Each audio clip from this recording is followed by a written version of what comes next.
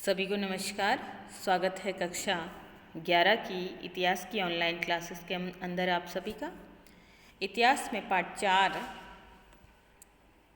पढ़ रहे हैं, इस्लाम का उदय और विस्तार, लगभग 570 से 1200 ईस्वी तक का। यानी इस्लाम का उदय जो हुआ है वो 570 के ईस्वी के समय हुआ है।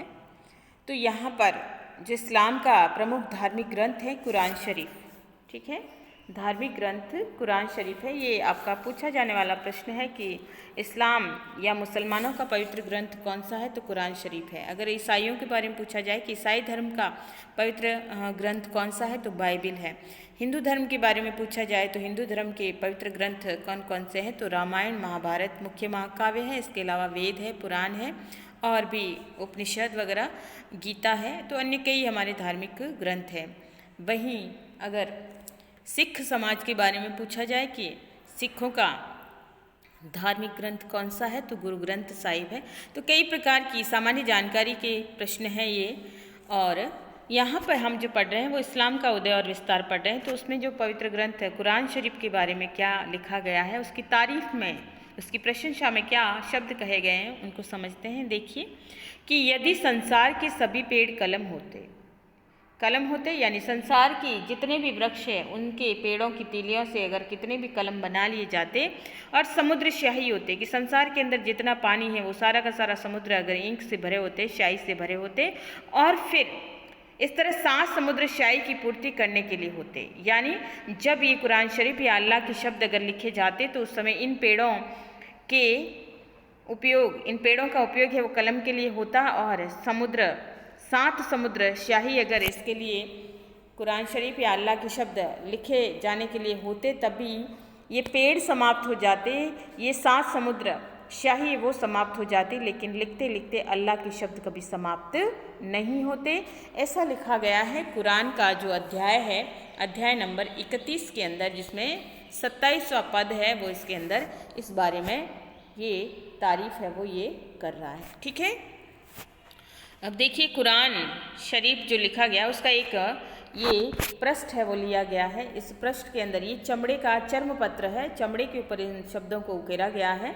और क्या लिखा गया है उसको हम समझते हैं। देखिए 9वीं शताब्दी में चर्म पत्र पर लिखे कुरान का एक पृष्ठ है ये सूरा 18, सूरा यानी अध्याय 18 जिसका नाम है अल काफ यानी गुफा की शुरुआत है।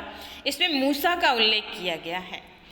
इस कोणीय कुफी लिपि में ध्वनियों को लाल चिन्ह से दिखाया गया। ध्वनियाँ यानी किस तरह से बोलना है उसे, तो इसके अंदर जो है लाल चिन्हों का प्रयोग किया गया। ये जगह जगह आप देख सकते हैं लाल लाल गोले बने हुए हैं।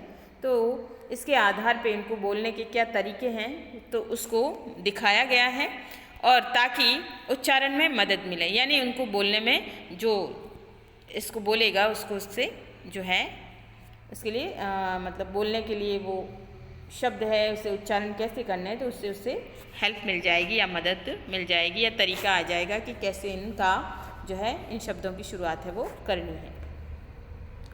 अब देखिए कुरान शरीफ के बारे में इसी के अध्ययन बिंदु के अंदर नीचे ही लिखा गया है, कॉलम है, कि ये जो कुरान शरीफ है वो भाषा अगर पूछी जाए कि कुरान शरीफ को कौन सी भाषा में लिखा गया है, तो आपको याद रखना है अरबी भाषा के अंदर इसको लिखा गया है। अरबी भाषा है कुरान शरीफ की भाषा, क्या है, अरबी भाषा है। तो अरबी भाषा में रचित कुरान जो है जिसके अंदर 114 अध्याय है। अध्याय कितने हैं, 114, 114 अध्याय में ये विभाजित है। सूरा यानी अध्याय, जिनकी लंबाई क्रमिक रूप से घटती जाती है। इस प्रकार आखिरी सूरा सबसे छोटा है, यानी कि 114 अध्याय में, और हर अध्याय है वो आगे चलते चलते है वो छोटा होता चला जाता है। और अंतिम जो सूरा या अंतिम अध्याय है वो बहुत ही छोटा है, जो एक संक्षिप्त प्रार्थना अल फातिहा अथवा प्रारंभ है। मुस्लिम परंपरा के अनुसार कुरान उन संदेशों यानी रहस्योद्घाटन का संग्रह है जो खुदा ने पैगंबर मोहम्मद को 610 से 632 की अवधि में पहले मक्का में और फिर मदीना में दिए थे। यानी मुसलमान धर्म को मानने वाले लोगों का ये मानना है कि कुरान शरीफ में विभिन्न प्रकार के संदेश जो है बताए गए हैं, जिसमें इन संदेशों के अंदर जो पैगंबर मोहम्मद जो इस्लाम धर्म के संपादक माने जाते हैं, संस्थापक माने जाते हैं, जिनको जो है अल्लाह के फरिश्ते ने या महादूत जिब्रील ने 610 से 632 के बीच में जो भी उन्हें उपदेश दिए थे, उन कार्यों को, उन उपदेशों का रहस्योद्घाटन है वो कुरान शरीफ के अंदर है, वो किया गया है। और किसी समय 650 में इसको पूरा किया गया था। आज जो सबसे प्राचीन संपूर्ण कुरान हमारे पास है वह 9वीं शताब्दी का है। यानी कुरान शरीफ को कब लिखा गया है? 9वीं शताब्दी के अंदर, जो कि सबसे प्राचीन माना जाता है। ऐसे बहुत से खंड हैं जो इससे पुराने हैं। जो सबसे पहले के हैं वे है चट्टान के गुंबद और 7वीं शताब्दी के सिक्कों पर उत्कीर्ण पद। यानी ऐसे तो इसको कुरान शरीफ को जो लिखा गया है वो 650 में लिखा गया, लेकिन इसके पहले भी इनको लिखा गया था, लेकिन एक लिखित रूप से जो है उन्हें गुंबद या सिक्कों पर ही उत्कीर्णित किया गया था। लेकिन इसका जो बुक के रूप में या पुस्तक के रूप में जो इसका संकलन मिलता है वो 650 में इसको लिखा गया था। प्रारंभिक इस्लाम के इतिहास के लिए स्रोत सामग्री के रूप में कुरान के उपयोग में कुछ समस्याएं प्रस्तुत की है। पहली ये कि ये एक धर्म ग्रंथ है। कुरान शरीफ क्या है? धर्म ग्रंथ है। एक ऐसा मूल पाठ है जिसमें धार्मिक सत्ता निहित है, यानी धर्म के बारे में बताता है।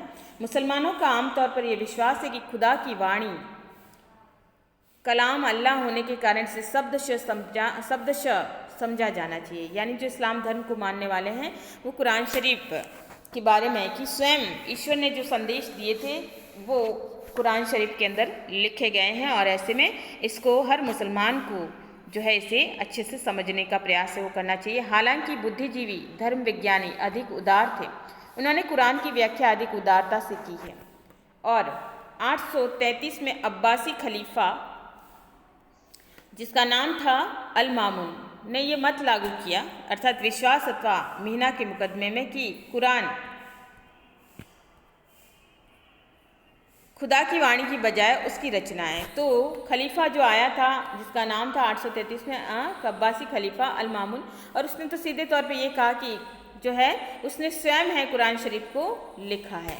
दूसरी समस्या ये है कि कुरान प्राय रूपकों में बात करता है, और ओल्ड टेस्टामेंट जो कि बाइबल की रचना है, पुराना भाग है, के विपरीत ये घटनाओं का वर्णन नहीं करता। ओल्ड टेस्टामेंट में कई प्रकार की घटनाओं का जो है वर्णन किया गया है, और उसमें जैसे घटना बता दी कि सृष्टि का नाश होने वाला था और फिर ईश्वर ने जो है एक नाव भेजी, नोवा का विवरण मिलता है, और फिर जो है धरती जब नष्ट होने वाली थी तो हर जीव का जो एक एक जोड़ा है उस नाव के अंदर भर दिया गया, और इस प्रकार से दुनिया जब उलट पुलट हो गई तो उस नाव में बचे हुए प्राणियों से फिर पुनः एक नई सृष्टि की रचना हुई। तो कई प्रकार के ऐसे घटनाक्रम का विवरण है वो ओल्ड टेस्टामेंट के अंदर है, वो मिलता है। लेकिन कुरान शरीफ में इस बात का विवरण, इस प्रकार की घटनाओं का विवरण जो है नहीं मिलता, बल्कि केवल उनका उल्लेख करता है।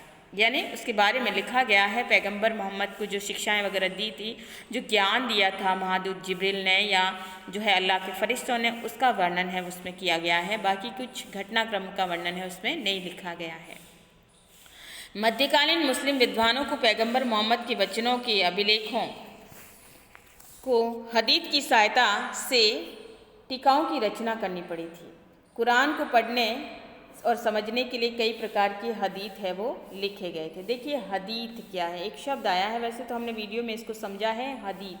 हदीत यानी मोहम्मद पैगंबर और मोहम्मद पैगंबर के जो भी क्रियाकलाप थे, जो भी उन्होंने शिक्षाएं, जो ज्ञान, जो संदेश जो दिया था, उसे जो है लिखा गया और उसका आचरण या उसका अनुसरण करने की बात है वो हदीत के अंदर की गई थी। तो हदीत में उनके क्रियाकलापों को अभिलेखों के माध्यम से और साथ ही साथ जो है अन्य प्रकार की टीकाओं के माध्यम से लिखा गया। टीका अर्थात कुरान शरीफ का शॉर्ट रूप है या छोटे में, जिसमें हर व्यक्ति है कुरान शरीफ को नहीं पढ़ सकता, ऐसे में वो इन टीकाओं के माध्यम से कुरान शरीफ का वास्तविक जो मूल है वो उसको समझ सकता है, या पैगंबर मोहम्मद के जो संदेश है, जो हदीत में बहुत सारे क्रियाकलाप है वो लिखे गए हैं, तो ऐसे में टीकाओं के माध्यम से वो आसानी से उनकी गूढ़ अर्थ को समझ सकता है, उनके मूल पाठ को है वो आसानी से समझ सकता है। तो ये कुरान शरीफ में उसका वर्णन है वो किया गया है। तो ये था कुरान शरीफ के बारे में विवरण। धन्यवाद।